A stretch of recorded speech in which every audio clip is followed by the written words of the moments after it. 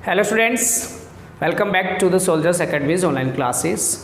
जैसा कि आप जानते हैं, अभी जो हमारा टॉपिक रनिंग में है वो है सर्कल। वर्त जो है उससे संबंधित जो चैप्टर है वो हम पढ़ रहे हैं और लगभग उससे संबंधित जिस प्रकार के प्रश्न हमसे पूछे जा सकते हैं वो हमने कर लिए हैं। लेकिन फिर भी कुछ अच्छे प्रकार के प्रश्न, कुछ अच्छे लेवल के जो प्रश्न हैं वो अभी हमें करने बाकी हैं। अभी तक हमने सर्कल की जो सरकमफेरेंस है, मीन्स परिधि है, उससे रिलेटेड क्वेश्चंस कर लिए हैं और उसके बाद में एरिया से रिलेटेड कुछ क्वेश्चंस हैं, उनका भी डिस्कशन हम लोगों ने कर लिया है। उनके अलावा और किस प्रकार के क्वेश्चन हमसे पूछे जा सकते हैं वो हम देखते हैं। ठीक, अभी तक जो आपको बताया गया है उम्मीद करता हूँ आपको बहुत अच्छे से समझ में आया होगा। तो चलिए देखते हैं हम अपना अगला जो प्रश्न है वो किस प्रकार का है। एक कॉपर के तार को, देखिए बहुत अच्छा प्रश्न है, इस प्रकार के जो प्रश्न हैं वो भी बहुत बढ़िया होते हैं। एक कॉपर का तार है और को जब एक वर्ग की आकृति में मोड़ा जाता है, मान लीजिए कोई वायर है, इसे जब हम स्क्वायर की फॉर्म में, वर्ग मीन्स स्क्वायर की फॉर्म में जब हम बेंट कर देते हैं, इस तरीके से एक वायर था हमारे सामने और उस वायर को हमने स्क्वायर की फॉर्म में बना दिया, तो इसका जो एरिया है वो आ जाता है 121 सेंटीमीटर स्क्वायर। ठीक है, फिर क्या बोल रहा है, यदि इसी तार को एक वर्त के रूप में मोड़ा जाए, क्या करते हैं फिर हम इसको यहाँ से, मान लीजिए यहाँ से हम खोल लेते हैं इस वायर को और फिर क्या किया जाता है, इसको हम एक सर्कल की फॉर्म में, एक वर्त की फॉर्म में कन्वर्ट कर देते हैं।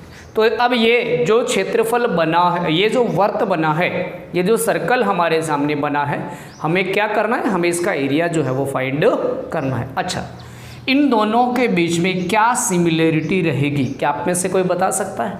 बताइए क्या सिमिलरिटी रहेगी। देखिए ये जो वायर की जो लंबाई है, यहाँ पे स्क्वायर फॉर्म में जो वायर है हमारे सामने, इसकी जो लेंथ है, भाई लंबाई में तो इसको कोई फ़र्क नहीं पड़ेगा, पहले इसको स्क्वायर की फॉर्म में बना दिया, फिर इसको खोला और उसी से हमने सर्कल बना दिया। इसका मतलब इस वायर की जो लंबाई है उसी को हमने क्या बनाया है, सर्कल बनाया है। तो यहाँ से मैं क्या कह सकता हूँ कि ये जो स्क्वायर है, इस स्क्वायर का जो पेरीमीटर है, क्या वो इस सर्कल की सरकमफेरेंस के इक्वल होगा या फिर नहीं होगा? होगा। इस स्क्वायर का जो पेरीमीटर है वो हम बहुत आसानी से निकाल सकते हैं। क्या होगा, 4 इंटू साइड। ठीक है, 4 इंटू साइड मिलेगा तो इसका पेरीमीटर हमारे सामने आ जाएगा और इसका पेरीमीटर और सर्कल की जो सरकमफेरेंस है वो दोनों बराबर होगी। तो यहाँ से हम इसकी क्या निकाल लेंगे, रेडियस निकाल लेंगे और जब रेडियस हमारे सामने आ जाएगी तो इसका एरिया निकालना हमारे लिए क्या होगा, बहुत आसान होगा। तो देखिए इस क्वेश्चन को हम कैसे करेंगे। आपको क्या दिया गया है, माना जो तार है, ये तार है, क्या दिया गया है, तार को हमने स्क्वायर के रूप में मोड़ दिया है। माना वर्ग मतलब स्क्वायर की साइड, ये जो स्क्वायर है इसकी साइड जो है वो x सेंटीमीटर है। तो प्रश्न में क्या बोल रहा है कि अब ये जो वर्ग बना है इसका एरिया, मतलब एरिया ऑफ स्क्वायर हमें गिवन है। एरिया ऑफ स्क्वायर कितना है, area of square that is equal to 121 centimetre square.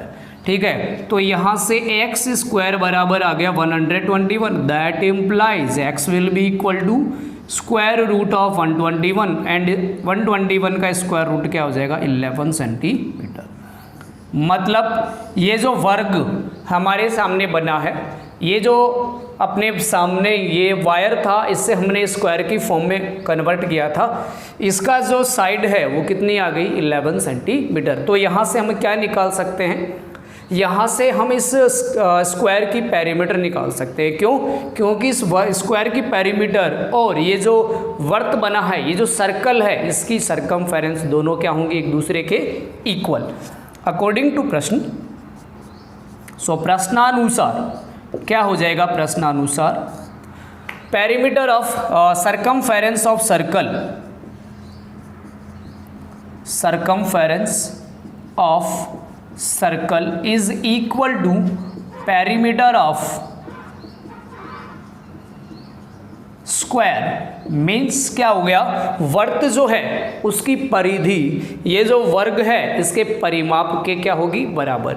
क्या आप लोगों को याद है कि सर्कल जो है उसका सरकमफेरेंस क्या होती है, बिल्कुल अच्छी तरीके से याद होना चाहिए, क्या होती है 2πr। तो मैं यहाँ से मान लेता हूँ ये इसकी जो रेडियस है वो क्या है r है, तो 2πr बराबर, अच्छा पेरीमीटर ऑफ स्क्वायर क्या होगा 4 into side of the square. आ रही है बात समझ में? चलिए अगर ये बात समझ में आई है तो यहाँ से अब हम देखो आगे किस तरीके से करेंगे। मैं ये जो डायग्राम मैंने बनाए हैं इन दोनों को मैं इरेज कर देता हूँ। यहाँ से आप देखिए किस तरीके से हम इसको करने वाले हैं। 2πr, पाई का मान रख दूँ 22/7 into r is equal to 4 into side of the square, और स्क्वायर की साइड निकाल ली हमने, कितनी है 11 है। सो ये 2 4 जा, ठीक है 2 2 जा 4 होता है ना, और 11 2 जा, और ये 2 से 2 कैंसिल, तो यहाँ से r बराबर कितना आ गया 7 सेंटीमीटर। मतलब ये हुआ कि वो जो स्क्वायर हमारे सामने बना था उस स्क्वायर को हमने खोला और उसे एक सर्कल जब बनाया तो उस सर्कल की जो रेडियस है वो कितनी आ गई 7 सेंटीमीटर। और हमें क्या करना है, अब हमें उस सर्कल का एरिया फाइंड आउट करना है। So now area of the circle, area of the circle क्या होगा, सर्कल का area pi r square. So 22/7 into 7 to 7 cancel is equal to कितना आ गया 154 सेंटीमीटर स्क्वायर। बहुत अच्छा प्रश्न है, बहुत ही बढ़िया प्रश्न है। दोबारा से एक बार हम इस प्रश्न को समझते हैं, बिल्कुल काम और कूल होकर के, एकदम शांत होकर के इस प्रश्न को समझिए, बहुत ही जल्दी आपको समझ में आ जाएगा। देखिए क्या बोला गया है, एक कॉपर का तार है, मान लीजिए हमारे पास ये कुछ एक ऐसा वायर था, ठीक है ये वायर था हमारे पास। इस वायर को हमने एक वर्ग की आकृति में मोड़ा, इसको फोल्ड करके मोड़ करके हमने क्या बना दिया, एक वर्ग बना दिया, एक स्क्वायर बना दिया। तो जब हम इसको स्क्वायर बना दें तो यहाँ से इसकी साइड हमारे जो इसका क्षेत्रफल है, जो एरिया ऑफ स्क्वायर है वो कितना आ जाता है 121 सेंटीमीटर स्क्वायर आ जाता है। फिर क्या किया, इसी को खोल करके दोबारा जब हम एक सर्कल बना दें तो इस सर्कल का एरिया हमें निकालना है। सर्कल का एरिया निकालने का फॉर्मूला होता है पाई आर स्क्वायर। मतलब एरिया निकालने के लिए हमें इसकी त्रिज्या चाहिए, रेडियस चाहिए। वो कहाँ से मिलेगी, वो इन दोनों से सोचने पे हमें मिलेगी कि इन दोनों में सिमिलरिटी क्या है। देखो इस वायर के साथ में हमने कुछ भी एक्सपेरिमेंट नहीं किया, जितनी लंबाई यहाँ पे वायर की थी उतनी ही लंबाई यहाँ पे वायर की है। इसका मतलब ये जो स्क्वायर बना है इसका पेरीमीटर और ये जो सर्कल है इसका पेरीमीटर दोनों क्या होंगे, बराबर। अब स्क्वायर का पेरीमीटर क्या होता है 4 इंटू साइड होता है, इसके लिए हमें साइड चाहिए। वो साइड कहाँ से मिली, यहाँ से हमें मिली, क्योंकि इसका एरिया हमें गिवन था। एरिया का जब स्क्वायर रूट करेंगे तो वहाँ से हमें साइड मिल गई, मतलब इसका पेरीमीटर हमें मिल गया। तो यहाँ से अब हम इसकी क्या निकाल सकते हैं, रेडियस निकाल सकते हैं। कैसे, इन दोनों का पेरीमीटर एक दूसरे के बराबर, तो 2πr बराबर 4 इंटू साइड। अच्छा साइड 11 निकाल ली, so 2πr is equal to 4 into 11, so 2 2 जा 4, 11 2 जा एंड 2 से 2 कैंसिल, तो यहाँ से r बराबर क्या आ गया 7 सेंटीमीटर। और रेडियस निकालने के बाद ये वाला क्वेश्चन जो है वो आप लोगों के लिए क्या है, बहुत ईजी है। तो आई बात समझ में, कितना आ गया फिर एरिया 154 सेंटीमीटर स्क्वायर। मतलब ये जो वायर है जिससे पहले हमने स्क्वायर बनाया और उसके बाद में सर्कल बनाया, तो जो सर्कल बनेगा उसका एरिया कितना आ जाएगा 154 सेंटीमीटर स्क्वायर। बहुत ही इजी है, बहुत ही शानदार प्रश्न है। फटाफट से इस क्वेश्चन को नोट कर लीजिए। अगर प्रश्न आ गया है समझ में तो इसी प्रकार का चलिए हम दूसरा प्रश्न देख लेते हैं। चलिए अगला क्वेश्चन जो है वो आप लोगों के सामने है। देखिए बहुत बढ़िया प्रश्न है ये भी। क्या दिया गया है हमें, वैसे इस तरीके का जो क्वेश्चन है वो हमने अपनी लास्ट क्लास में भी किया था कि दो सर्कल थे जिनकी रेडियस हमें गिवन थी और हमसे पूछा गया था कि यदि दो वृत्त जिनकी त्रिज्याओं का अनुपात दिया गया है तो उनकी परिधियों का अनुपात है क्या होगा। तो वहाँ से हमने एक बहुत अच्छी बात सीखी थी कि जो अनुपात रेडियस का होता है, जो अनुपात त्रिज्याओं का होता है, वही जो रेशियो है वो किसका होता है, सरकमफेरेंसेस का होता है या फिर परिधियों का होता है। लेकिन यहाँ पे हमें क्या पूछा गया, क्षेत्रफलों का। तो ये बात मैंने वहाँ भी आपको बताई थी कि जो क्षेत्रफलों का जो अनुपात है, एरिया का जो रेशियो है वो रेडियस के रेशियो का क्या होता है, स्क्वायर होता है, वर्ग होता है। तो देखिए इस प्रश्न को क्या दिया गया है, हमें दिया गया है कि दो वृत्तों की परिधियों का अनुपात 3:4 है। तो मैं यहाँ से मान लेता हूँ, माना दोनों वृत्तों की त्रिज्याएं क्रमशः, दोनों वृत्तों की त्रिज्याएं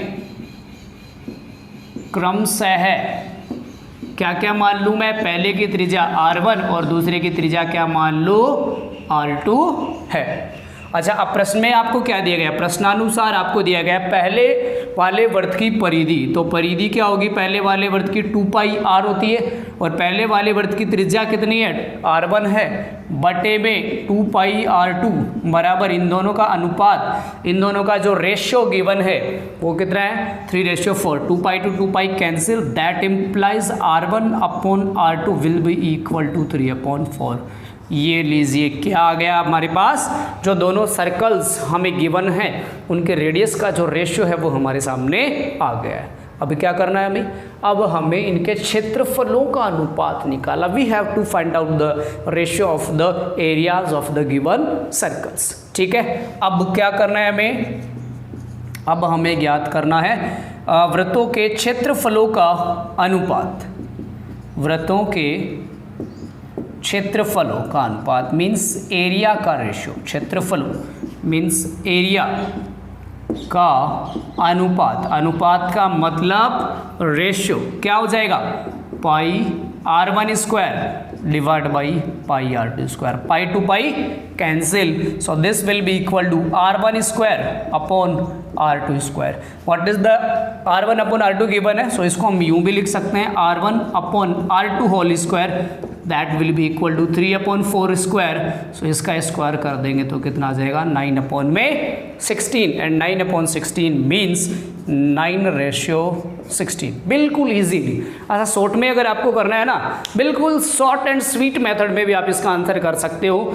ये बात मैंने कल आपको बताई थी कि जो परिधियों, जो रेडियस का रेशियो होता है वही रेशियो किसका होता है, सरकमफेरेंस का। तो 3:4 सरकमफेरेंस का है, इसका मतलब रेडियस का रेशियो भी क्या होगा, 3:4 होगा, और एरिया का रेशियो क्या होगा, इनका स्क्वायर। तो इतना बड़ा कैलकुलेशन करने की जरूरत नहीं थी, आप फटाफट से इनका स्क्वायर कर सकते थे। 3 का स्क्वायर क्या हो जाएगा 9 और 4 का स्क्वायर क्या हो जाएगा 16।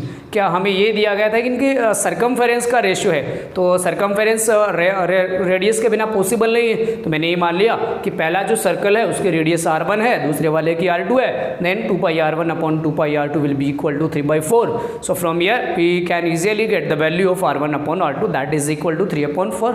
दोनों की वैल्यू फॉर्मूले में रखी तो एरिया का जो रेशियो है वो क्या गया 9:16। नोट कर लीजिए फटाफट से क्वेश्चन को और देखिए इसके बाद में अपना अगला क्वेश्चन। चलिए अगला क्वेश्चन है आपके स्क्रीन के सामने है, क्या दिया गया है, पहले प्रश्न को बहुत अच्छी तरीके से पढ़िए। क्या है ये प्रश्न कि दो वृत्त हैं, उनके क्षेत्रफलों का अनुपात 25:36 है, इनकी परिधियों का अनुपात क्या होगा। बिल्कुल ऐसा, बिल्कुल इसका विपरीत जो प्रश्न है वो हमने क्वेश्चन नंबर 2 किया, बिल्कुल इसका अपोजिट। जो क्वेश्चन नंबर 2 में हमें गिवन था सरकमफेरेंसेस का रेशियो गिवन था, एरिया का रेशियो पूछा था, यहाँ एरिया का रेशियो गिवन है और सरकमफेरेंस है उनका रेशियो पूछा है। तो ये भी हमारे लिए बहुत इजी, हम क्या मान लेते हैं, बिल्कुल इजीली मान लेते हैं कि माना इनकी जो रेडियस है वो क्या है r1 r2 है, माना वृत्तों की त्रिज्याएं, माना जो वृत्त हैं इनकी जो त्रिज्याएं हैं वो r1 व r2 है। तो क्या गिवन है हमें गिवन है इन दोनों के एरिया का ratio means πr1² upon πr2² is equal to 25/36, pi to pi cancel, it means r1 upon r2 whole square will be equal to 25/36। So from here we can very easily find out the value of r1 upon r2, the ratio of r1 and r2, that will be equal to square root of 25 and 36। पता है ना, आप लोग जानते हो ना, square को जब भी हटाएंगे तो क्या करेंगे, दोनों साइड में स्क्वायर रूट कर देंगे। अच्छा 25 है, इसका स्क्वायर रूट क्या होगा 5 और 36 का क्या होगा 6। और ये तो बहुत इजीली जानते हो कि जो रेशियो रेडियस का होता है वही रेशियो किसका होता है, सरकमफेरेंस का। नाउ परिधियों का अनुपात, परिधियों मीन सरकमफेरेंसेस, परिधियों का अनुपात, ratio of the circumferences will be equal to 2 pi r1 divide by 2 pi r2। Clear है ना, ये बात समझ में आई कि नहीं आई, क्या दिया है, अरे फटाफट से कर सकते हो आप बहुत इजीली। ये सारा अभी बेसिक है, वो धीरे धीरे हमें छोड़ते जाना है और फटाफट से जो शॉर्ट ट्रिक्स है वो हम देखते जाएंगे। एक बार बेसिक सॉलिड कर लीजिए आप, फिर फटाफट से आपको ऐसे ऐसे तरीके बताए जाएंगे कि क्वेश्चन देखते ही आप लोग आंसर बता दोगे। तो ये एरिया का ratio pi r1 square upon pi r2 square is equal to 25/36 given है। r1 अपॉन r2 कितना आ जाएगा, यहाँ से 5:6 आ जाएगा। ध्यान रखिए कि मैथ्स का एक ही कोई शॉर्टकट नहीं है, मैथ्स का शॉर्टकट यही है कि सबसे पहले बहुत ज़्यादा ज़रूरी है कि आपका बेस जो है वो बहुत ज़्यादा सॉलिड हो। अगर आपका बेसिक सॉलिड है तो किसी भी प्रकार का क्वेश्चन आप लोग कर जाओगे। उसके बाद में हम बात करने वाले हैं शॉर्ट ट्रिक्स के बारे में। ऐसी ऐसी शानदार शॉर्ट ट्रिक्स आपको बताई जाएंगी कि फटाफट से क्वेश्चन देखते ही आप लोग आंसर बता दोगे। चलिए 2 पाई 2 पाई कैंसिल, आंसर क्या हो जाएगा r1 upon r2 and that is equal to 5 upon में 6। So we can say that, यहाँ से हम क्या कह सकते हैं कि ऐसे दो वर्त जिनके क्षेत्रफलों का अनुपात, देखिए यहाँ से भी मैं डायरेक्ट इन दोनों का स्क्वायर रूट करके आंसर बता सकता था, लेकिन ज़रूरी है, पहले बहुत ज़्यादा ज़रूरी है कि आप लोग इस बात को समझें कि ये हम कर क्या रहे हैं, ठीक है। क्योंकि शॉर्ट ट्रिक्स होते हैं उनका कोई बेस नहीं होता है, वो ऐसे ही बना लिए जाते हैं, ठीक है। वो डिपेंड करता है आपकी प्रैक्टिस कितनी है, जितनी ज़्यादा प्रैक्टिस होगी उतनी ही ज़्यादा आप लोग शॉर्ट ट्रिक्स क्रिएट कर पाओगे। तो पहले ये बात बहुत अच्छी तरीके से समझिए, बाद में क्वेश्चन है वो हमारे लिए बहुत ज़्यादा इजी होने वाला है। फटाफट से क्वेश्चन को नोट कर लीजिए और इंतज़ार कीजिए अगले क्वेश्चन का। तो देखिए अपना अगला क्वेश्चन क्या है। देखिए अगला क्वेश्चन है आपके सामने आ गया है। क्या है अगला प्रश्न, देखिए पहले प्रश्न को समझिए। एक वृत्ताकार पार्क, एक सर्कुलर पार्क है। यहाँ देखिए डायग्राम बना रहा हूँ मैं यहाँ पे राइट साइड में, ये मान लीजिए ये circular park, this is a circular park, ये इसका क्या है सेंटर है। और इस सर्कुलर पार्क का जो व्यास है, व्यास मीन्स डायमीटर, डायमीटर कितना है 84 सेंटीमीटर, मतलब व्यास, पार्क का व्यास, व्यास मीन्स डायमीटर, क्या किससे डिनोट करते हैं डी से, कितना है 84 मीटर है, 84 मीटर। सो रेडियस जानते हो व्यास और त्रिज्या में क्या संबंध होता है, त्रिज्या जो है वो व्यास की आधी होती है। बताइए कितना आ गया 42 मीटर। मतलब ये जो वृत्ताकार पार्क आपको दिया गया है इसकी जो त्रिज्या है वो कितनी है 42 मीटर है। क्या कहा गया है, इसके बाहर चारों तरफ एक 3.4 मीटर चौड़ी सड़क है, बाहर की तरफ इस तरीके से इसके चारों तरफ ये सड़क बना दी गई है, ठीक है। वृत्ताकार पार्क जो है इसके बाहर। अच्छा क्या कहा गया है इसमें कि जो वृत्ताकार पार्क है इसमें ये जो सड़क है ना इसकी लंबाई है, चौड़ाई जो है वो 3.5, ठीक है। तो देखो यहाँ से आपको दो वर्त दिखाई दे रहे होंगे, एक वर्त तो ये हो गया अंदर वाला और एक ये बाहर वाला वर्त भी तो है। मतलब जो रोड हमने बनाई है इसके बाहर वाली जो सरकमफेरेंस है, परिधि है, वो बाहर वाले वर्त की है। तो देखो अंदर वाले वर्त की त्रिज्या कितनी हो गई R2 और R1, और इसे मैं मान लेता हूँ 42, और बाहर वाले वर्त की त्रिज्या कितनी हो जाएगी, मैं इसे मान लेता हूँ R2। तो ये कितनी हो जाएगी, यहाँ तक तो अंदर वाले वर्त की त्रिज्या है, प्लस ये जो रोड हमने बनाई है वर्ताकार रोड, इसकी जो चौड़ाई है वो 3.5 मीटर है। अतः बाह्य जो वर्त है उसकी जो त्रिज्या हो जाएगी 42 प्लस का 3.5, ये कितना आ गया 45.5 मीटर आ गया।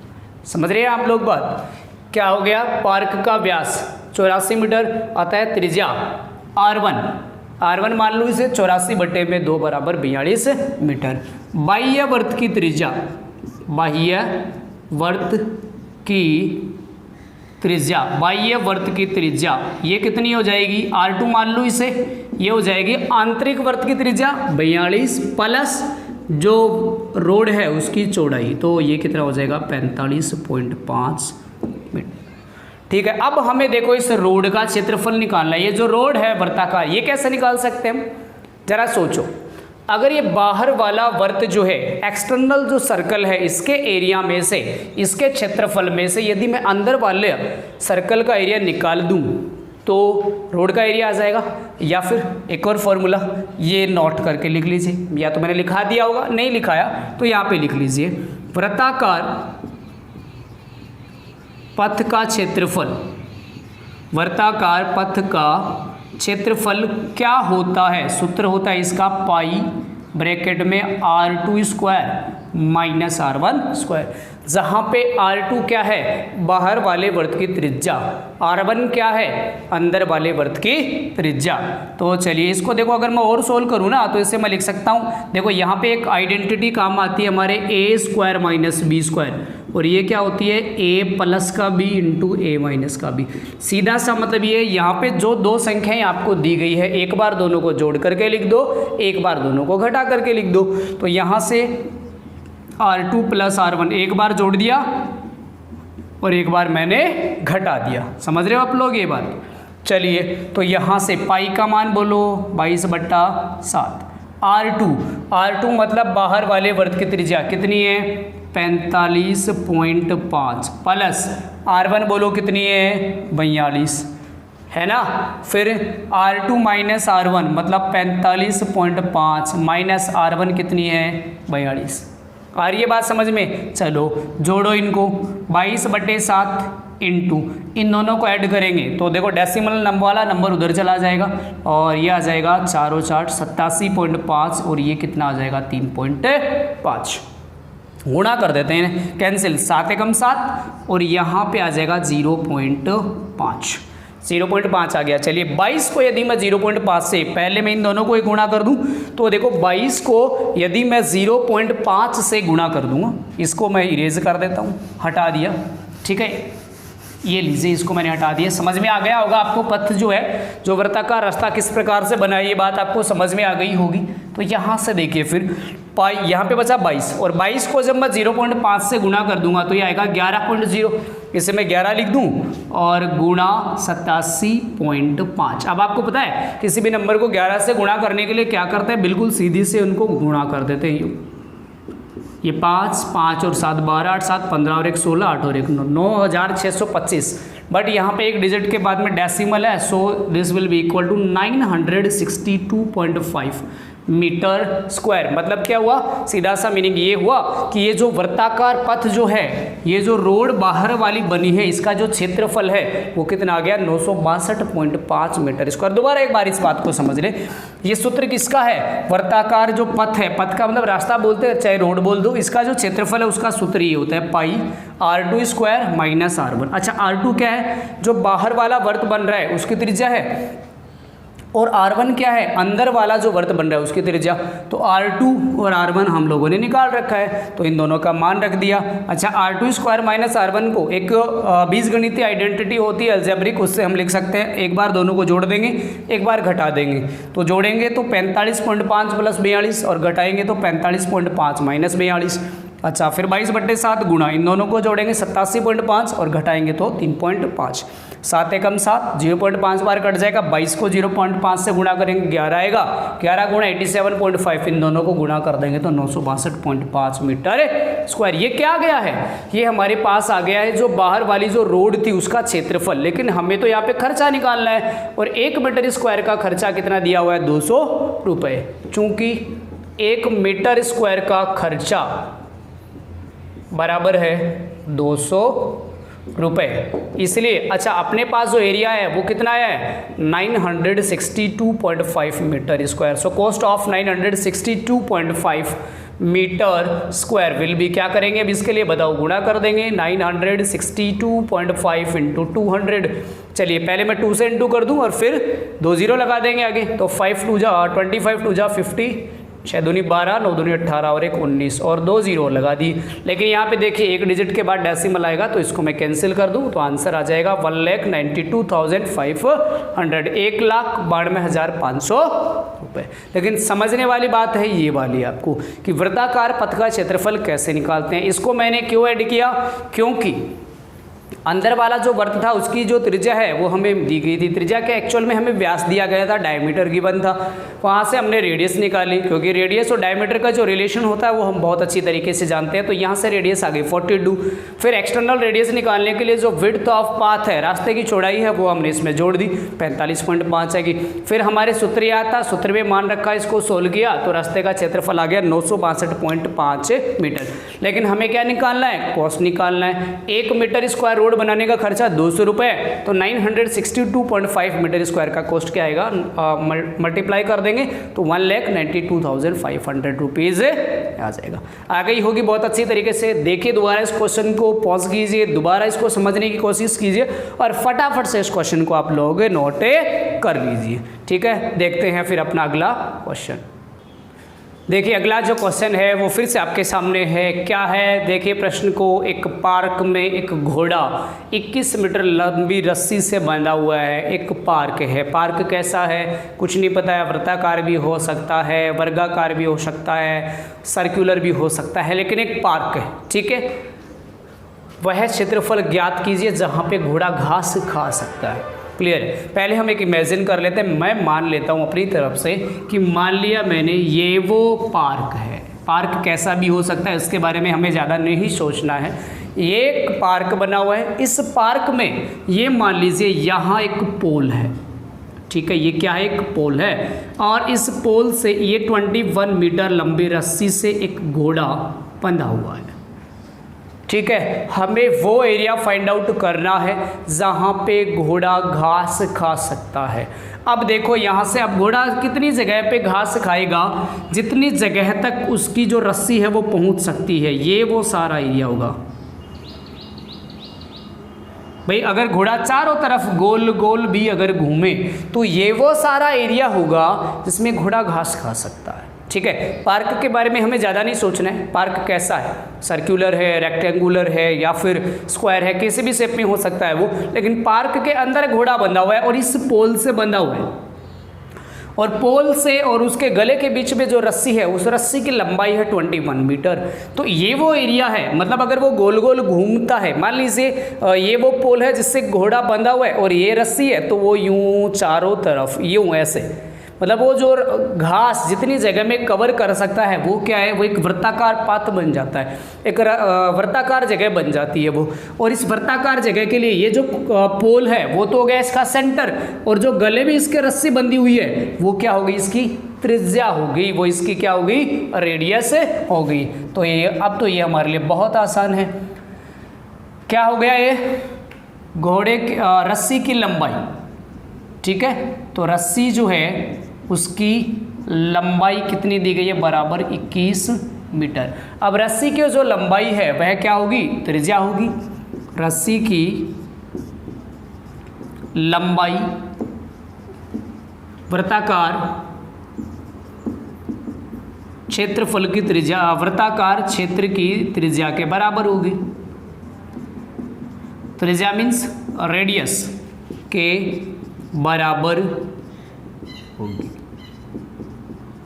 अतः आर मीन्स रेडियस बराबर कितना आ गया, 21 मीटर। अब क्या करना, बहुत ईजी है, ये वाला एरिया निकालना है। अतः घोड़े जो है, घोड़ा जो है उसके घास खाने वाली जगह है कितनी हो जाएगी, इस सर्कल का एरिया हो जाएगा। अतः घोड़े के